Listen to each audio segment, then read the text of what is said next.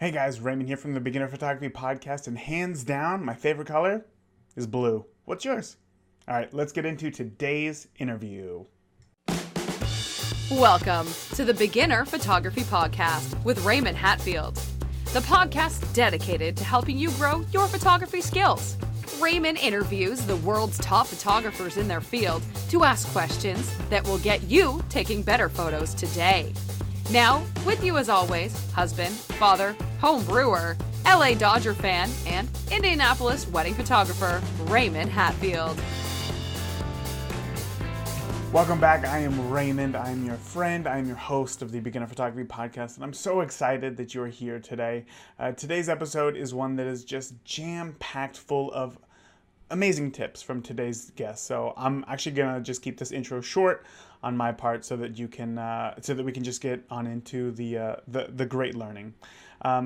But if you have been listening, you will know that I announced some exciting news recently in the form of a premium membership for the podcast. Now, I'm sure that I know what you're thinking. First, what is a premium membership? What's in the premium membership?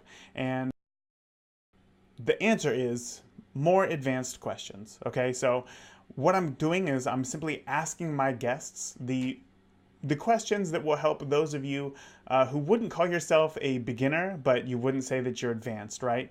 If you're in limbo, becoming a premium member of the Beginner Photography Podcast will definitely help you and push you and your skills forward. So premium members are going to get access to the interviews with the more advanced questions. So if that's you, again, you can become a premium member for just $10 a month by heading over to beginnerphotographypodcast.com and then just clicking the link right there on the homepage. It's right there up at the top. You cannot miss it. And once you're a premium member, there's also going to be some really great tutorial videos and some digital downloads that you just won't want to miss out on. It's great stuff that I'm really excited to get into your hands.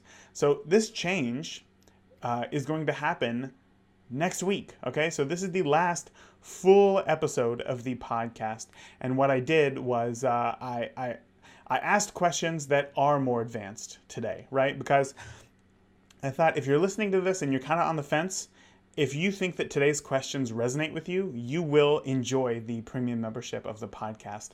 However, if some of today's questions are just completely over your head, well, then maybe right now becoming a premium member isn't for you, and that's totally fine. The podcast that you're listening to now will remain free, and it will still be educational, of course. It's just that the best parts are going to be cut out and reserved for the premium members who are just more serious about, or they're in a place, I guess, where they're more serious about growing their skills. So, again, you can become a premium member by heading over to beginnerphotographypodcast.com to sign up now before you miss out on next week's episodes and content. So that's it. That was my spiel for today. We're, like I said, going to get on into today's interview right now. It is so good, guys. You're going to love it.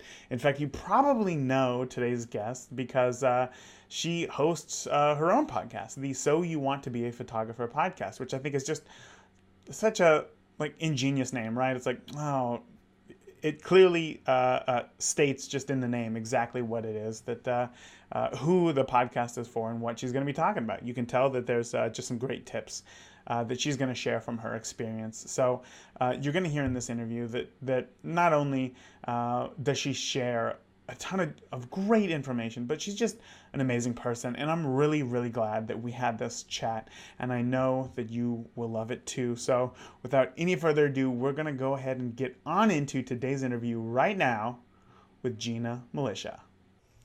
Today's guest has over 25 years of experience in the photography industry and is one of Australia's top celebrity, portrait, and lifestyle photographers. She regularly travels the world shooting for some of Australia's top magazines.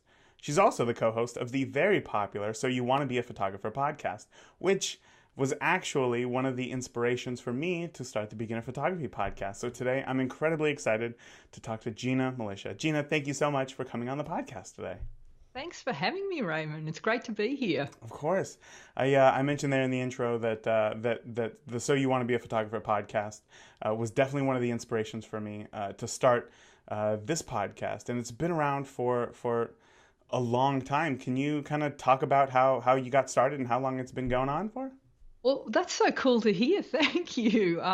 We've been around for, I'd say, coming up to, let me see, 2014. So what's that, 4 years? Yeah, yeah. Yeah, it's been a Jeez. while. It's insane. It's insane this road that a podcast can take you on. You just start having chats with a friend, and all of a sudden it turns into conversations that people want to hear, and it slowly builds this community that I think a lot of photographers lack, right? Especially when you're working from Yeah, home, it can be a very lonely job as a photographer for most wedding and portrait photographers, for sure. it And is. Yeah. just having that conversation that you can hear with somebody else, I can tell you that in the beginning it felt like we were all friends. So I appreciate Yeah. everything that you have Oh, done well, for the whole thank you. podcast That's world. that's so great to hear. I mean, I think I was an early adopter of podcasts. I think I listened to my first podcast maybe 2006. Mm. Wow, so there was a Uh, long time before you even started your podcast. yeah, and I think Tips from the Top Floor was one of the first ones that I listened to, and then I just started getting into other ones, and I just enjoyed having the conversation. And you're right, like while you're retouching images or things like that, or in the car, you felt like you you you make friends with these people in Yeah, your head. absolutely. Absolutely. It's so great.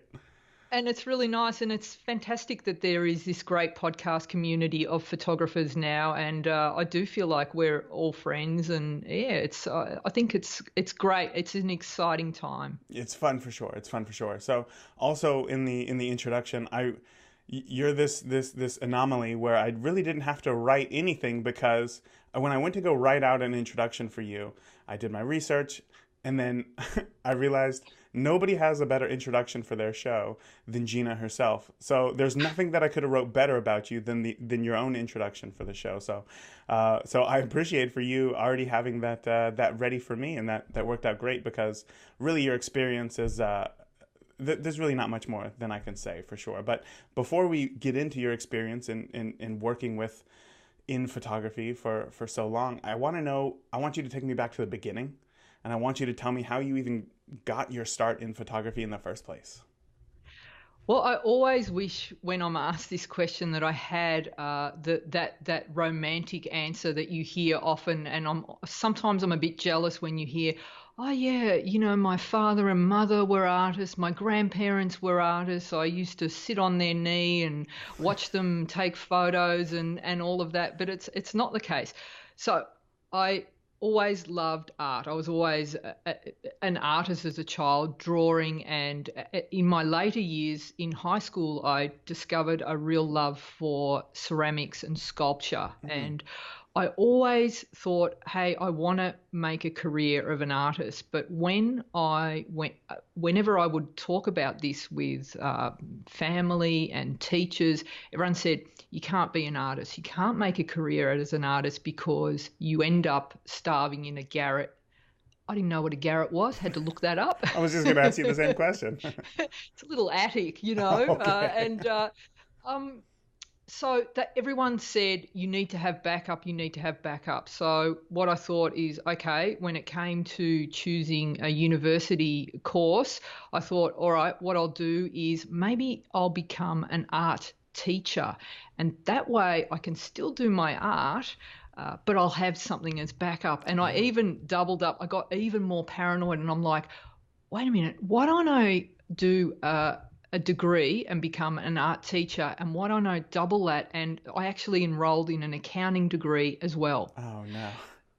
Okay, so I'd enrolled in the art degree, enrolled in the accounting degree. When I went to fill in all the paperwork for the accounting degree, I looked around and I realized that these weren't my people. So I dropped out, dropped out of the accounting degree, stayed with the art degree for art teaching, and started majoring in sculpture and thinking that I want to be a sculptor. That's what I want to be. And somewhere during that course, I didn't really get the support or encouragement that I wanted, and I was really discouraged by that. I felt like, well, maybe I'm not good enough. Hmm. So I looked around and I noticed that on the fourth floor, the photography students looked like they were having a good time. And I thought, you know what? I'm going to major in photography because if I ever travel, it'll be good to have that skill. I'll be able to take good travel photos. So it was Sure. based on that. It was nothing else. It was just that I thought I would be able to take good travel photos. During that time, because we were studying to be teachers, we all had to go out and do professional experience in our chosen major, mine being photography. As a fluke, I got sent to go and spend 8 weeks with a celebrity and fashion photographer. Wow. And I went along not even thinking, I'm like, oh yeah, this will be fun, I'll go and do it. The day I walked into his studio, and you can imagine it was like this New York loft style studio, and the day I walk in and there's a model on set, the lights, there's makeup artists, there's stylists, and that whole scene, when I saw it, I thought, this is the most amazing thing I've ever seen. And this light went off, and I decided then and there, this is what I want to do. I had no idea how I was going to do it, but I just knew that I loved it. Now, part of the course that we were doing, they taught us how to teach photography. So we were taught the basics. We were taught lighting with continuous lighting back then, and it's 30 years I've been doing it for now. So, and they taught us how to, the one good thing that our lecturers taught us that was my lecturer was a fine art photographer, and he taught us how to process film in a fine art way. So I had that skill. All the other skills I lacked. So when it came to knowing how to load a medium format Hasselblad camera, which is what he was using, I had no idea. He showed me how to fold the reflector. He showed me so many times, and when he gave it back to me, I had several goes and couldn't do it. So I just snapped it and gave it back. Yeah. Yeah, but I couldn't do it, and so I broke it, and that was like in my first week. And he quickly realised that we've got a dud here. Yeah. We've got a dud. So what he did was like, hey, why don't you hang around the studio, answer the phones? I've got other assistants that I can take on jobs. I just don't have the confidence, and you're not that useful. So that was really discouraging to me. But the thing is, my father always said to me, he said, whenever you go and work for someone and you've got nothing to do, pick up a broom and sweep. Make yourself useful. And I remembered that. So there I was in the studio, and he would be off doing other shoots, and I would be there by myself with nothing to do. And I'm like, well, I have to be useful here. So I cleaned. I scrubbed. I vacuumed. I polished. The bathroom which is a guy's bathroom, wasn't particularly appealing. So I got the bleach out. I scrubbed the toilet, I polished it, cleaned the kitchen, everything. And I thought that's what I did for 8 weeks.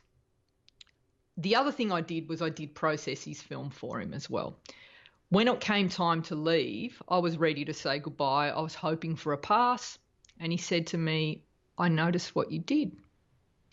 I noticed what you did without asking. And he said, you're the only student that's come here and done all of that off your own bat. And he said, I want to offer you a job. Oh, wow.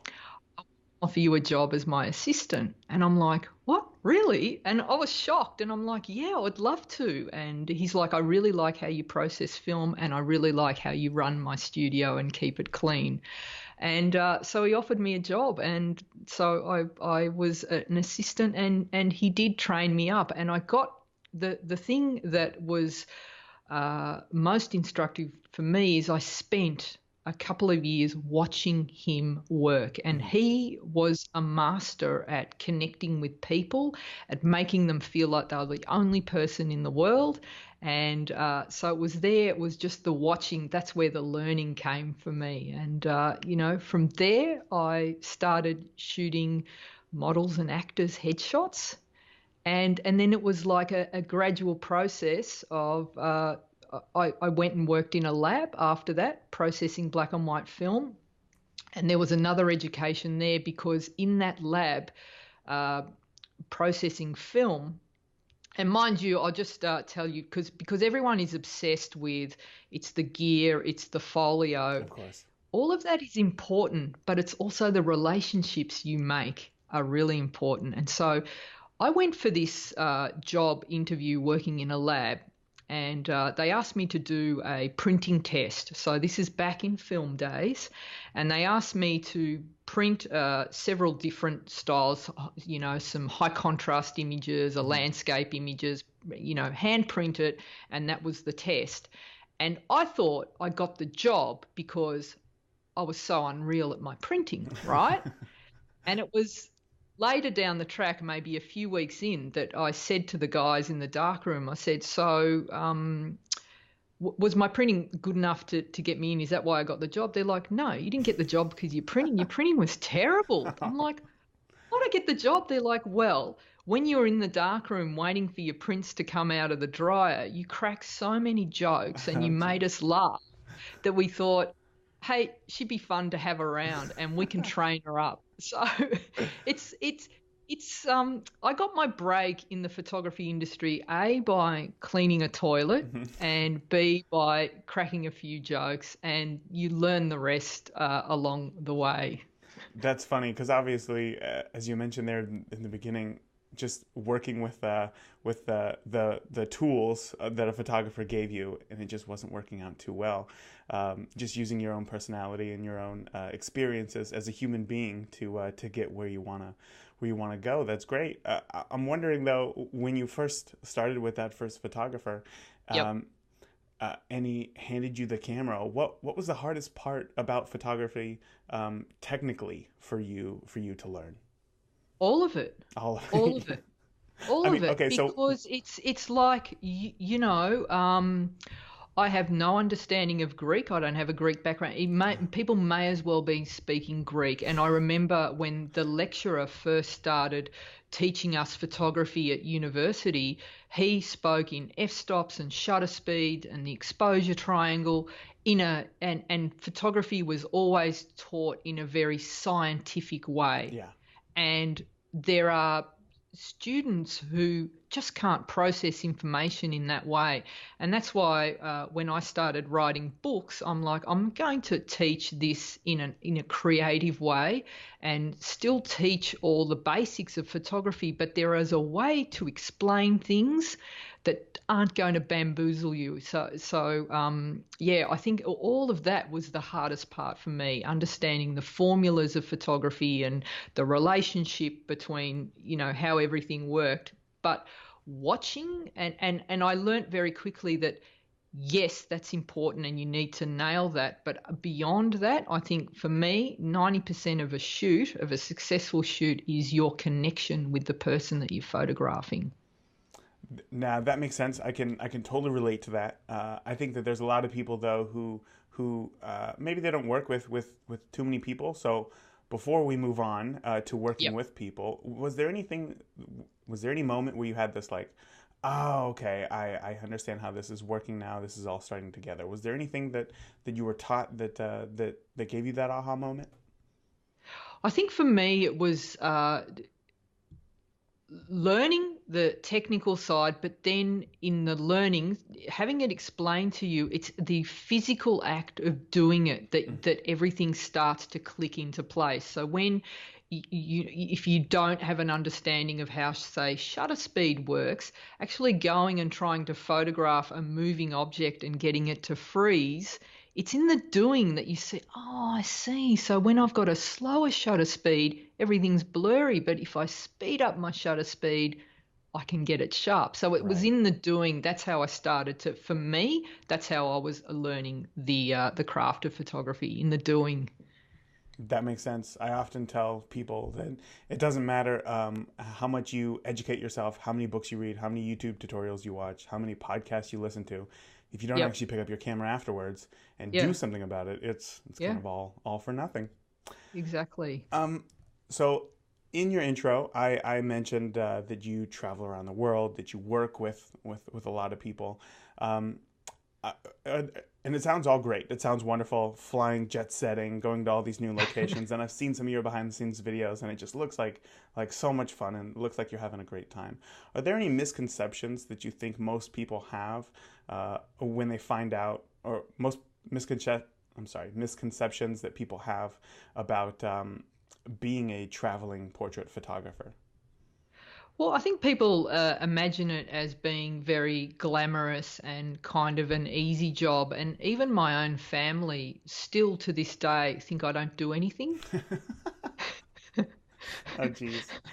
And if you ask any non-photographer, if you ever complained about, I've had a really hard day, I've been shooting all day, they look at you like, what do you mean? It's like you pick up a camera, you point it at someone, you take a photo. How exhausting can that be? Sure. So I think people don't understand the pressure involved in those sorts of shoots and what it's like to be on a set where you've got so many different people calling the shots, and you've got strong personalities that you need to control, and then you've also got the lighting that you have to nail, and the very short amount of time you get to do these shots in. So often when it's working with celebrities or high powered CEOs and things like that, it's often they'll promise you've got an hour to get the shot. They always promise an hour. It's usually about 5 minutes I've had. I've had 50. The shortest one I remember was like they ended up giving me 15 minutes where there was the audience was, they wouldn't let the audience bump out until I'd shot. So you're shooting in front of a couple of thousand people as well, getting the light, and then you've got like art directors and producers, and everyone is in your ear as well. Yeah. So I think it is very high pressure. So you have to know your stuff. There aren't any do-overs. You've got to be getting it right. So I think it's the very short amount of time, and I think that's when I'm ever doing workshops or things like that I explain that when I'll show a photo, I'll say, I know that a lot of you will look at this image and think, well, that light could have been a bit different, or I would have done it differently. Sure, if you've got 3 hours to do a shoot, of course you're going to do things differently. But when it's that sort of pressure and the time is very short, you've got to, deliver something. And I think that's probably the biggest misconception of this sort of work. Yeah, for sure. I remember growing up. I don't remember what it was, but my stepfather was watching some sort of program on TV. It might have been like 60 Minutes or something, and they followed a photographer who was just like shooting models on the beach. And I remember afterwards, my dad was this long haul truck driver, and he just basically what he said afterwards was essentially like, oh, this is like the easiest job in the whole world. Anybody can do it. And I mean, physically compared to a truck driver, sure, it's not as strenuous on the body, but I think mentally, being a photographer can be very taxing, and that's obviously why it can be such a stressful job, and can be a hard day at work when you come home and you're just like relaxed. I know when I come home after a wedding, it's just like that whole next day, I just don't talk to me. Nobody, just like, we're just not going to talk today, and I'm just going to gather my own thoughts and recoup from everything that happened yesterday. So I totally get that. I'm right there on the same page as you. And it is physically exhausting as well. Like you see when for wedding photographers or event photographers, you're on your feet all day long, and you're getting up, you're squatting down, you're all over the place, you're lugging gear from location to location. It's physically and mentally exhausting, I think. Absolutely. I was lucky enough to just get a brand new Tenba rolling suitcase gear bag. So now fantastic. At weddings, it has just helped me out so much, not having to lug everything on my shoulders and just roll it. It's so great. I can't recommend it enough. Beautiful.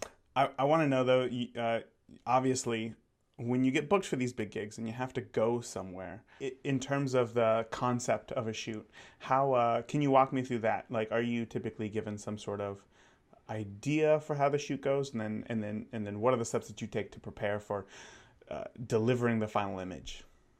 So it depends on the shoot, but most of the time they'll say, okay, I'll have a person that I need to shoot and there'll be a publication that I need to shoot for. So it'll either be like if you're shooting a cover and a spread to go for a magazine, or a series of often what's happening today is you might photograph someone and they'll commission you to do a series of images that might be sent out over a year, so that the celebrity actually owns their images.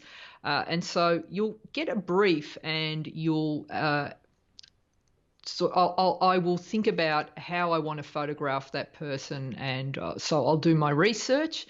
And you might get a storyboard from the client who says, okay, this is the look and feel we want to go with, and this is the location that you'll be shooting at. So what I'll do is jump on something like, if I've never been to the location, say they fly you to like Hawaii, and like where the hotel is, I'll get on Google Maps and have a look, and get on the ground level and sort of do a walk around in it ahead of time, and look for possible locations that I might be able to shoot in. And so I've got an idea of what it's like and what I might be able to do. And then when I hit the ground, I'll do a quick recce and have a look around and find all the locations. So it's I'll have some ideas in my head. I have a set of kind of go-to shots that I think I might do, but I always allow for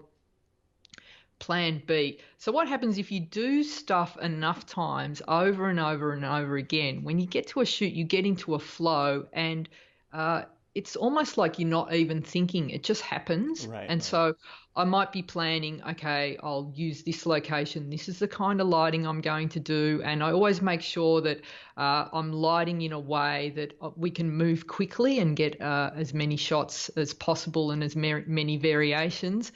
And then it's a matter of getting all the shots done, and that most importantly, while I'm shooting, I'm making sure that everything's being backed up carefully, and there's always, I think I have it in my shoots in 4 locations until I get back to my office, and I can back up another 2 more times. So backing up on the go is crucial, as is things like shooting tethered, so I can see what I'm doing while I'm shooting. Shooting tethered, for those listening, is when you shoot the camera, there's a cord connected to a computer, and it just goes to the computer so that they can see immediately. Do you travel with like an assistant, or do you like hire somebody locally? So usually I will hire locally. Oh, okay. It's a lot easier. And so but in Australia, I'll often bring my assistants interstate. But if it's overseas, it's usually I've got assistants that I've worked with in different countries around the world. So it's like hopefully I can book them again. It's always nice to work with the same crew as well, because it's not, you don't need to sort of retrain them to your way of doing things. And it's not, I like to having people that I know around me. It just makes me feel a lot more comfortable. And when they're kind of representing who you are in your brand, it's always nice to have somebody consistent who isn't gonna go rogue on you, for sure. Exactly. So you mentioned that you've obviously right now you've worked with Hawaii, you've worked with models if you're being flown out to Hawaii or something, but you've also worked with very high power CEOs. What are some of the differences in working with models and those who are just not used to being in front of the camera? Yeah, so like I think with models, what I find is they will go. They can make your life a lot easier because you can put them in front of the camera and they're just naturally very comfortable. They're aware of the camera. They're aware of their body shape, and they'll give you the shot. But what I find with models is often they can look too modelly, and so I'm constantly trying to no, just and I'm still micromanaging them. With CEOs, it depends. There's like some people you can place them in the spot that you want them, and explain how you want them to stand and what you want them to do, and some people get it straight away. Others, it's just stiff as a board. Yeah. Yeah. So then that I've got to like try all these different techniques to relax them and connect. So that's probably the main difference is, how comfortable they are in front of the camera. Sure, yeah. You kind of touched on this earlier where you talked about there's no reshoots, obviously. There's no chance, No. there's no second chance. And when I had Michael Jordan Smith on the podcast, Yeah. he parroted the exact same thing, that there's no do-overs, which I think is a great way to look at a Yeah. shoot. But when you show up with this CEO, let's use this as the running example. When you show up and they're just stiff as a board, Yeah. um, what do you do to connect with your subjects to create those more authentic portraits that they're going to be happy with right away? Well, there's a few different things that I do. So, firstly, a person's going to feel self-conscious, and so because they're in their head, they're thinking about how they're going to be perceived in that shot. So they're going to be uncomfortable because they think I look awkward, or what are people going to think of me, or how am I going to look? So often I find that people will put on this photo face. They'll and whatever someone is thinking, that's what comes through in their eyes. So Sure. my job is to get that person to get out of their thinking mind and to I often say to people, I just want you to be here with me. I want you to forget about everything that's going on or what you're thinking. And I think for me, the way I shoot, and this goes back to when I was shooting with film, what we would do when we shot with film is I would take a Polaroid first, which was basically an instant photo Test shot. that we used to work out what our lighting setting was and make sure that we nailed the shot before we start, blowing film. And so I would make sure that I always showed my client the Polaroid, and I'm like, this is how you look. Okay, so you know that the shot's good, and so then you get them on side. You've got their confidence. So I often use the digital image to say, okay, so here's the shot. Here's what I want you to do. I will always get in and pose in the pose that I want them to do. I'll get in there myself and do it. This is how I want your hands. This is where your head's going to be. That's where the camera's going to be. This is where I want your eyes to look. And I get them set up and I allow them to get into that position and get comfortable. And then it's all about the banter that happens between me and the client. And it's the chit chat, and I say that it's like a lot of photographers will get on and they think that they need to work very quickly at this point, and but this is what I say. This is when you need to slow down, and this is when you need to chat and connect and find a way to relax that person and get them out of their thinking mind. So there is a lot of techniques. Like I find that. Say I'm working with a CEO who's up in their head thinking constantly, I'll get them to do something like, all right, the most basic one that I learned, and this was from the first photographer that I trained with, what he used to do with people is, have you noticed when you photograph someone and they're looking at the camera and they're smiling, after a while that smile becomes fake and it's not connected to the eyes, and the eyes kind of take on that starey sort of a look. What are we doing here? Yeah, but they'll be smiling and staring. If you can keep someone's eyes moving, that will help keep their eyes fresh. And so a simple thing to do is to just have the person, you've got the head in the position that you want them, and you'll get them to look at camera. And then every time I take a frame, I'll say, just your eyes, just look away and then look back to me. Oh, okay. And look away and look back to me. And that is a really simple beginner technique that you can use that gives your model fresh eyes, so that you lose that starey sort of thing. The other thing you can do is just like you keep talking through the whole shoot. What you want to look for is to make sure that the smile is real, because when someone is nervous, they'll be smiling. the smile is here, but it doesn't connect to the eye. So you want to get a genuine smile. And that's like you need to do everything in your power as a photographer to make sure that they're smiling for real, not just the pretend smile. So what I like to do is I'll talk to them and ask them questions about their life. Like, if you got a dog, tell me about your dog. What's your dog do? What's your dog's name? And what's your favorite thing about your dog? Or do you have, like, if they've got a partner, someone they love, or they've been on a holiday somewhere, tell me about that holiday. One thing I do with actors a lot is, because they're creatives, I get them to visualize a scenario. I'm like, have you ever fantasized about winning an Academy Award? Yes. Well, what would that look like? So imagine who would be on stage calling out your name to announce that you've won Best Actor or Best Actress. Who would it be? And then they'll name it their favourite actor. And I'm like, and have you thought about your acceptance speech? I said, okay, let's go through it. And I actually go with them on that journey and talk them through. And you can physically see their eyes light up at the thought of this. And it gets them out of that, because you would be surprised at how many actors are actually really nervous in front of a still camera, because they need something to do. They're trained to be moving constantly. So if you give them these scenarios, and this works for everyone, you've got a mum, and the mum is always thinking about, I hope all the kids look good. So you're asking them to think of things. Everything you think of is reflected in the eyes, and that comes through, and you get that genuine smile and that beautiful, warm, open, friendly face. Yeah, I can tell. Just I'm not even an actor, and I'm already thinking about my acceptance speech to the Academy Awards. There you go. I'm so getting you excited went there. about it. Yeah, and your eyes light up, and you physically watch someone relax at that thought.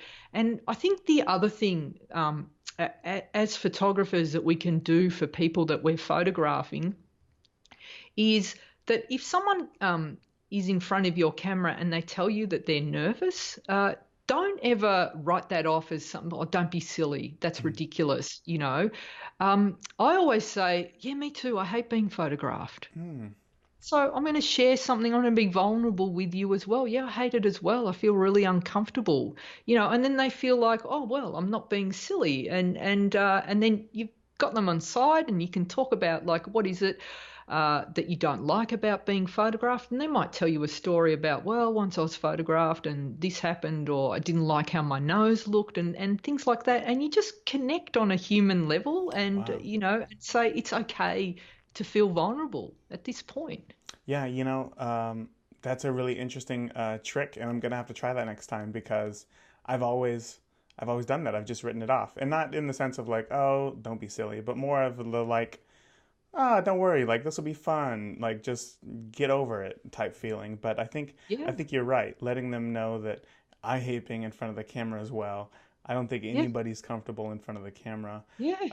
But we're gonna do our best and try to have some fun today, and try to find out what it is, like, why they don't like to be in front of the camera, because maybe it is something simple that they can that you can fix as a photographer by just maybe changing the direction in which you shoot. So I love that tip. Exactly. Yeah. Great. I want to know, obviously you work mostly with models and doing portraits and headshots and stuff. Yeah. As a wedding photographer, is there anything that I can do for working with couples? Maybe putting them in a situation that isn't cheesy, I guess, for lack of a better term. Anything that I can do to make them feel more authentic and true to their photos? Yeah, I think a great thing that I've done with couples is you capture to make them authentic. What I like to do for the weddings that I've shot is I like to use a very long lens. Mm-hmm. And what I say to the couple is, and it's obviously you have them after they're married. So it's that bit, it's an exciting time, and I'll say to them, okay, guys, you're married. How exciting. This is great. What I want you to do, I'll set them up. I'll get them in a nice, cozy, coupley pose, and I'll say to the groom, all right, I want you to whisper something into your bride's ear. Tell her how much you love her, whatever. I don't care what you say. I'm going to be way back there, so I won't be able to hear what you're saying. but I just want you to share this special moment. And so you're right back out of their space. And this is why I love shooting long for these moments.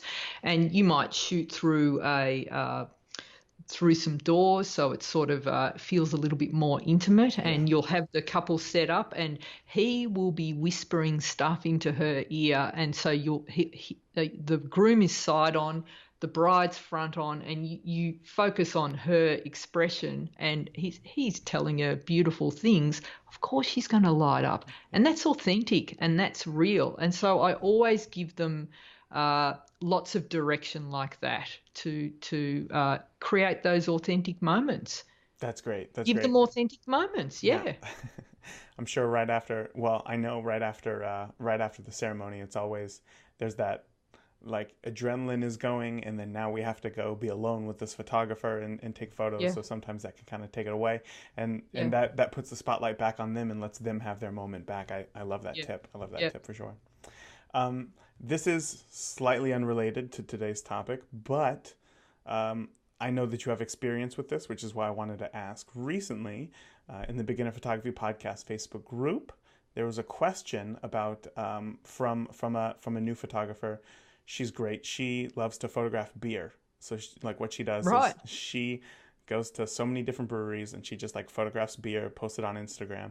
Well, a local brewery got wind of this, got really excited, and wants her to shoot like a mini advertising campaign for them. Fantastic. That's what everybody said. Like, wow, this is exactly what you wanted. You know what I mean? Yeah. This is essentially everything that you're already doing, but now you're getting paid for it. But now the question is, for advertising, I know that you've worked with advertisers before. How do you go about, what are some of the things that go through your head when you try to determine pricing for a gig like this? Well, advertising pricing is different to portrait pricing because you need to factor in. So with portrait pricing, it'll be there is a few different ways to price for portraits. It might be that a lot of portrait photographers will have a very low sitting fee, and that's get the people in the door.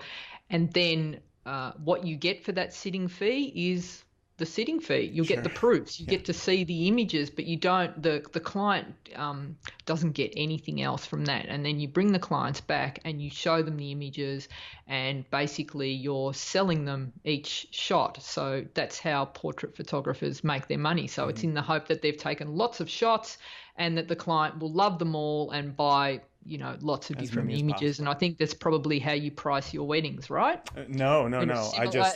There's a booking fee, and then or is it like a fixed rate when you do your weddings? It's fixed. No add-ons, right? Well, okay, right. Yeah. So with portraits, it's a low sitting fee, and then it's per image after that. With advertising, you need to quote, it's slightly different. So it's either an hourly or a half day or a daily rate. And then you need to also include all the costs of creating that image. So that might be pre-production, which means that you're going out to the location to scout around to determine how it is that you're going to do that shoot. And then you might be adding in the cost of the assistant.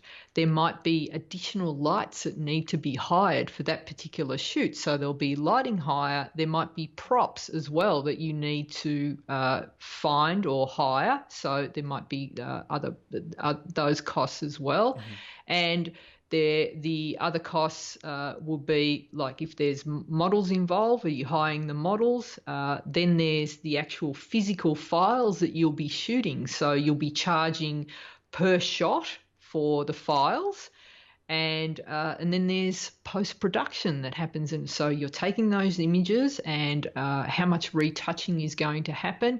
And then after that, you need to work out the licensing fee. So how are the images going to be used? Are they going to end up on billboards? Are they going to be in magazines? And is that going to be a worldwide campaign, or is Sure. it going to be a local campaign just in your local city? How many eyes are going to be on that campaign? So these are all factors that come into the costing in it for an advertising gig. Would you recommend, since this is her kind of first one, would you Yep. recommend, because I think that she's feeling a bit overwhelmed, Yeah. to charge like really low in the hopes that you use this for a learning experience? Or would you recommend like really going to the nines and doing it all proper? Oh, that's tough. It's look, when you're breaking into the industry, what you want to do is get experience as a photographer. You also want to make relationships Yeah, as a photographer, right. right? And so get your name out there. While I'm not of the belief that if photographers, because there are a lot of companies that are taking advantage of photographers today, where they're saying, hey, why don't you do this shoot? We'll get you a lot more Instagram likes. Well, you can't eat off Instagram likes, Right. So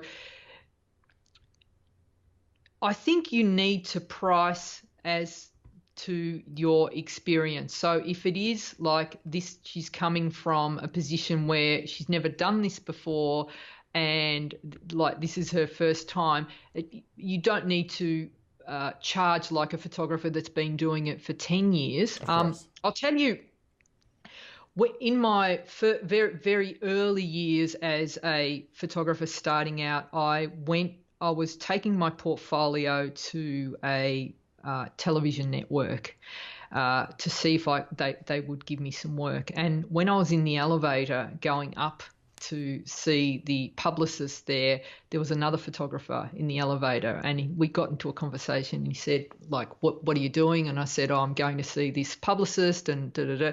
And it turned out that this was a photographer that was also working for them. He was already an established photographer doing work. And he said to me, do me a favor. He said, when you price yourself, he said, make sure that you get the job based on ability, not because you're going to undercut us all. And I remembered that. And I went in and when the publicist asked me what my rates were, and he gave me a rate. He said, don't go under this. And I went, okay, thanks for the tip. And when she asked me my hourly rate, I quoted him exactly the rate that the guy had told me. And she said, that's fair enough. And so I walked out of that meeting feeling really proud of myself that I'd scored that job based on merit, not on undercutting.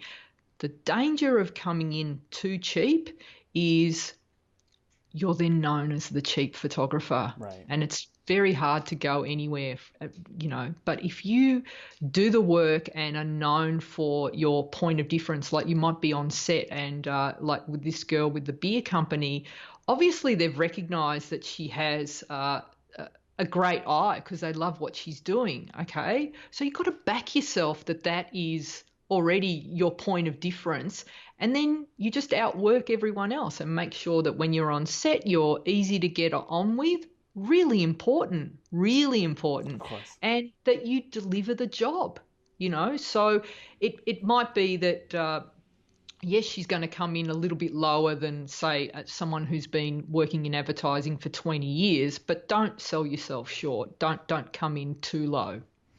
I love it. I think that's just solid advice kind of throughout life, really. Yeah, definitely. Yeah. Yeah. When you were in the elevator and that photographer told you not to charge under this amount, was it more or less than what you had already planned on saying your day rate was going to be?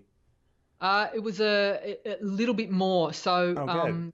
it was uncomfortable, and this is something that we talk about a lot in my goal community with photographers. It comes up a lot, like the anxiety over pricing and charging, and I've had photographers that I'm mentoring that I'll say double your prices. And they'll go, no one will want to book me. I'm like, yes, they will. Yeah. It'll weed out the ones that were only ever shopping on price, but, you'll get a new level of client that actually appreciate your work. Yeah, I think when starting out, it's hard to It's very hard. equate your price with the quality of clients that you're going to get. You just Yep. assume like, well, I'm already doing this for free. I love Yeah. doing it. Why would I charge Yeah. for it? And now I'm Yeah. going to charge an exorbitant amount. I'm still the same Yeah. photographer that I was.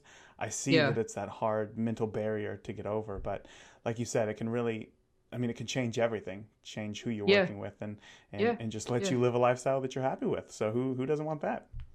And the other thing, Raymond, is like there yes, back yourself and remember that hour or two that you spend shooting is not an hour or two. It's not that. It's like for you to get to that point has taken you maybe 5 years Sure. of Oh, that's a good point. research and testing and learning and that's what the client is paying for. It's not an hourly rate, and it's easy to confuse when you might come from a job where you've been paid for per hour, and you think, well, like, that's a good rate at my day job, but it's not the same in a creative field. It's like they're not paying you for the hour, they're paying you for all the experience that you bring to that hour. Right. It's Oh, not, yeah. I So love it's a that. different way of thinking.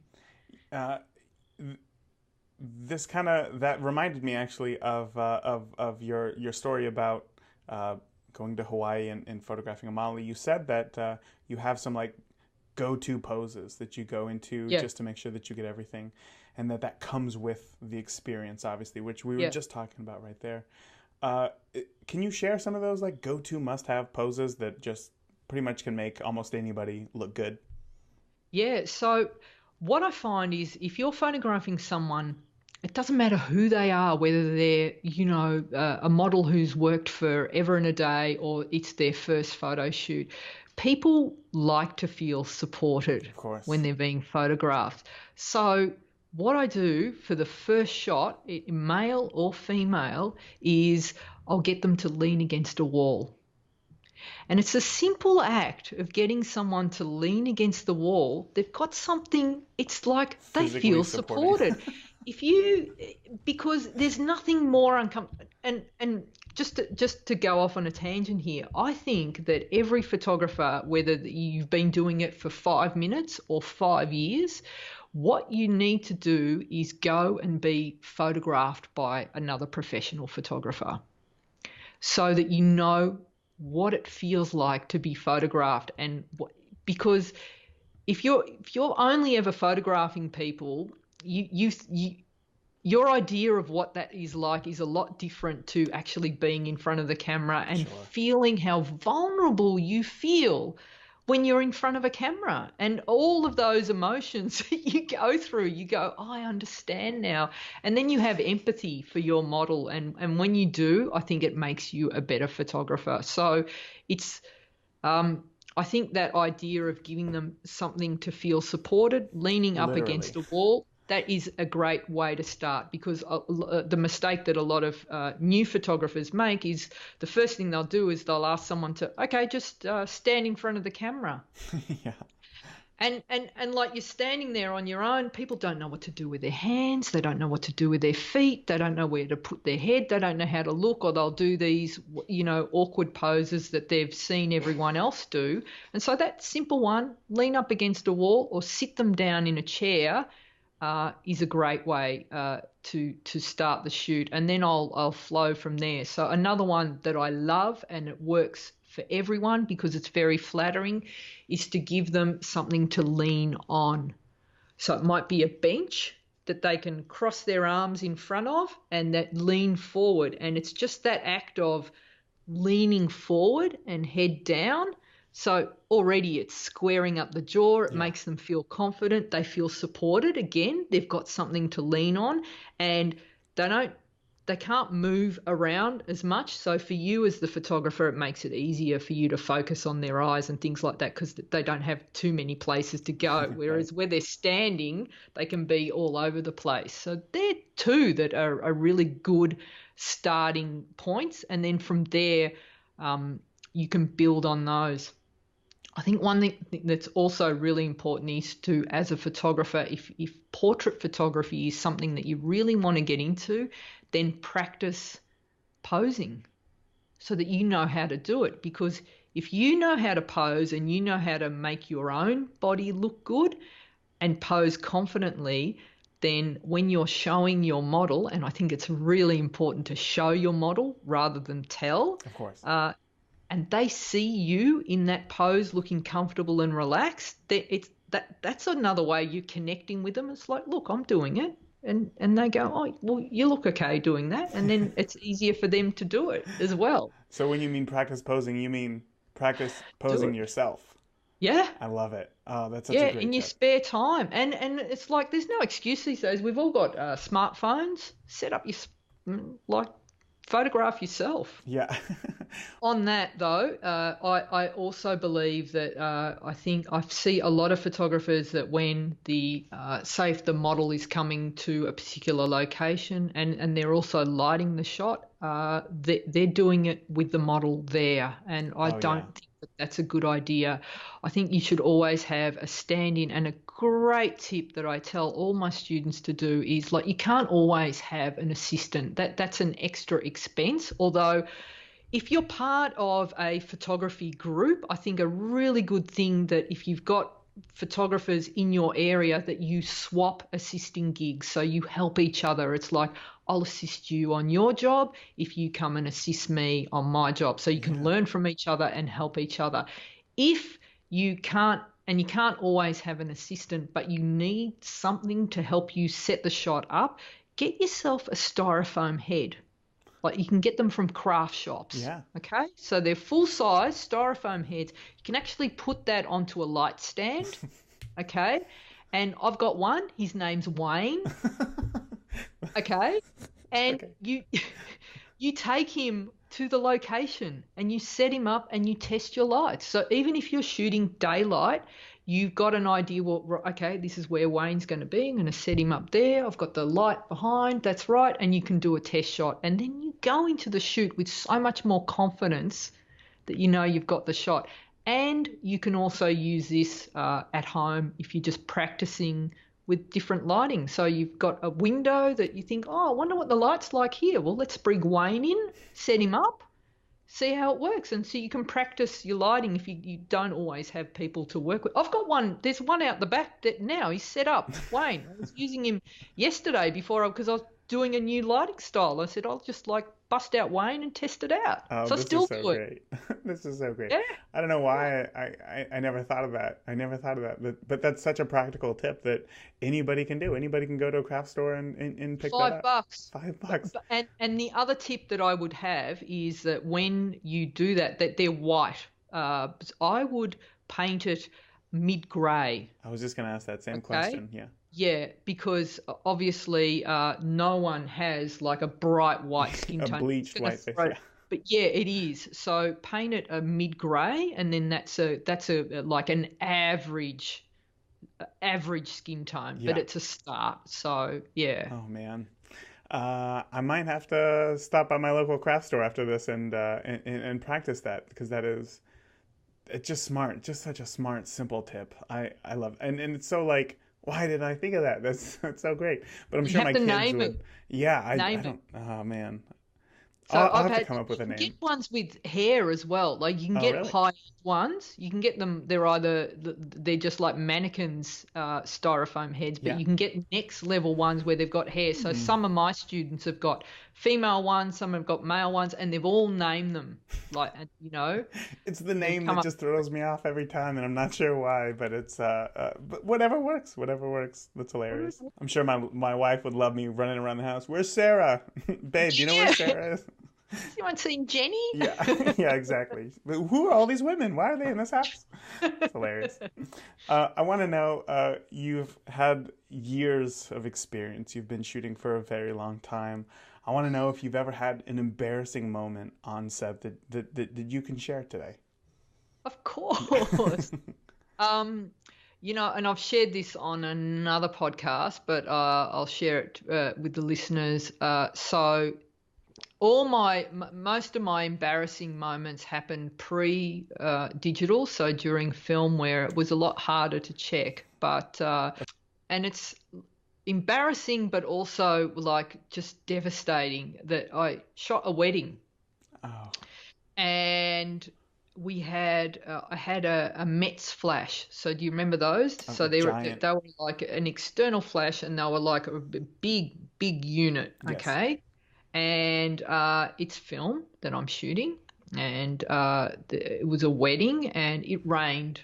It was dark, middle of winter, and raining. So I was shooting fill flash, but really there wasn't any fill light, so the flash was doing all the work.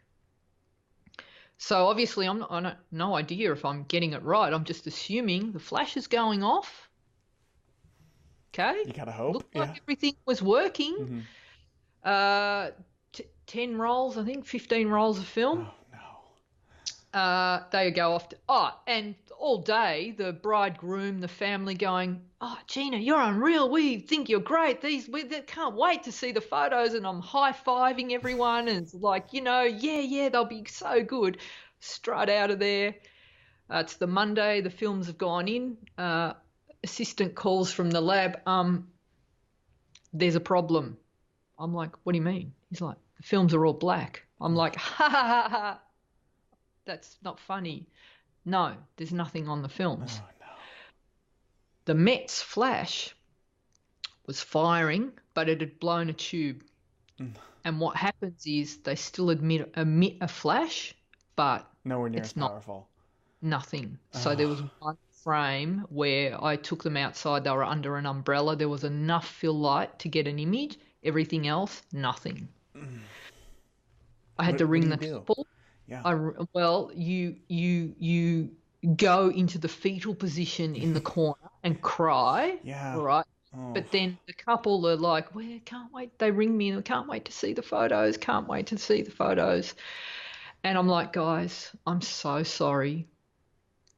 I didn't get anything, And this couple, beautiful, come to the studio, and the first thing they do is they just give me a big hug. They're consoling me. Wow. Yeah. Classy, hey? Sure, yeah. I was devastated. I mean, I refunded their money, and I don't think I did another. This was maybe my first or second year as a photographer, and I don't think I shot another wedding for many, many years after that. It was awful. That would give me heartache for sure. Just thinking about that, I can't imagine what I would do. But I guess you just have to be honest and do everything that you can. Yeah. So the thing about making mistakes is make them early in your career, but also from each mistake. Like, I will never assume that my gear is working check, double check, triple check all the time. A lot harder to do today because you'll see the image on the back of the camera, you'll know, but back then. Oh man. Well, I'm glad that you made it out and that it didn't scar you enough so that you just gave up, because I'm sure that thought must have been running through your head, because I know that it's running through my head right now, and it didn't even happen to me. Yeah. And I want to thank you though, because we've gone way over the allotted time, and I tend to do this more often than not, but I really do appreciate everything and you coming on and sharing everything that you did today. For the listeners who are listening and have loved this interview, because I know that they did, can you let them know where they can find you online? So they can find me at ginamilicia.com. So that's GINAMILICIA. And as you said, there's a podcast, So You Want to Be a Photographer. So just look for that in iTunes. And I'm also on Instagram at Gina Milicia, Twitter, Facebook, all those places. At Gina Milicia. Perfect. Gina, is there anything that I didn't ask you today that maybe you still want to share with the listeners, that you want to make sure that they know? Look, if anyone's interested in mentoring or learning about posing and lighting, they want to take their photography to the next level, I have a gold community, and you can have a look and check all of that out. Just go to ginamilicia.com and click on join the community and you'll get all the information there. Perfect. Gina, again, thank you so much for coming on. I had an absolute blast talking to you today. Thanks, Raymond. It was a pleasure. Obviously, today's episode is one that you might want to listen to twice. Like I mentioned earlier, there was a few more advanced questions in this episode, and if it resonated with you, I highly recommend that you go back and you listen once again, just so that you can pick up on all those great tips that maybe your brain was off somewhere else thinking of how you can implement that and do this while Gina was talking about the next tip, because it was just full of great takeaways. And I think for me, one of my biggest takeaways was kind of how Gina handles pressure, right? And of course, how she makes her subjects feel so comfortable, because that's something that we all deal with. It's something that we all struggle with.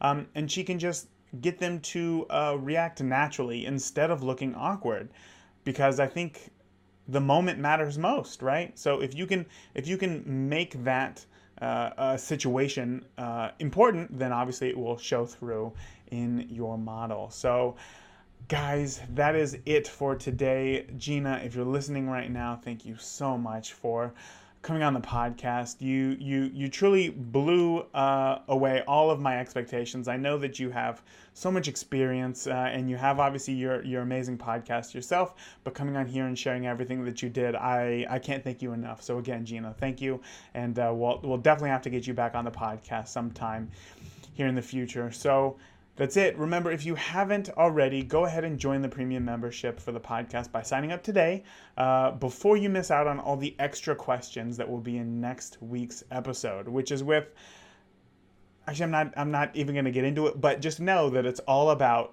business, okay? So that one is one that if you're even thinking about starting a business, you won't want to miss out on any of the questions, okay? So again, you can do that by heading over to Beginner Photography Podcast right now. So until next week, I want you all to keep shooting, right? Go out there and do something creative. Like, I don't know, buy a styrofoam head and name it Wayne, and then just jam it on a stick so that you can take photos of it, right?